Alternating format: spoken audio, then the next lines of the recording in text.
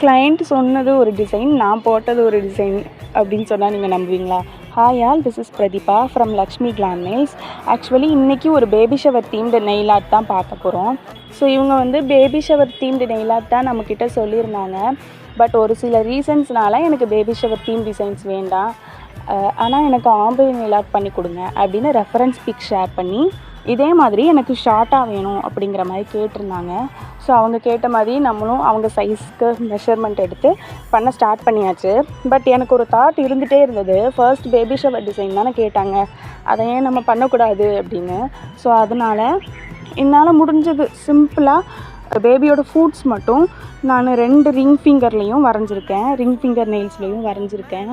So வரைஞ்சி Chrome போட்டு நான் வந்து பண்ணி முடிச்சிட்டேன். ஆக்சுவலி எனக்கு இந்த நெயில் ஆர்ட் ரொம்பவே பிடிச்சிருந்தது. பட் கிளைண்ட்டுக்கு எப்படி பிடிக்குமா என்னன்னு எனக்கு தெரியல. ஏன்னா அவங்க சொன்ன டிசைனை விட்டுட்டு நான் இன்னொன்று பண்ணியிருக்கேன் அப்படிங்கிற ஒரு பயம் இருந்துகிட்டே இருந்தது. இதை சர்ப்ரைஸாக விடலான்னு தான் பார்த்தேன். இருந்தாலும் சரி நம்ம சென்ட் பண்ணிடுவோம், அவங்க பிடிக்கலனாலும் நம்ம இன்னொரு நெயில்ஸ் பண்ணிடலாம் அப்படின்னு சொல்லிட்டு அவங்களுக்கு பிக் ஷேர் பண்ணேன். அவங்க ரொம்பவே பிடிச்சிருக்கு அப்படின்னு எனக்கு ரிவ்யூவும் ஷேர் பண்ணியிருந்தாங்க. நான் அந்த ரிவ்யூவை அட்டாச் பண்ணுறேன். ஸோ இது மாதிரி உங்களோட பிக் டேக்கும் நெயில் ஆர்ட்ஸ் வேணும் அப்படின்னா ஸ்க்ரீனில் தெரிகிற நம்பருக்கு காண்டாக்ட் பண்ணி உங்கள் ஸ்லாட்ஸை புக் பண்ணிக்கோங்க.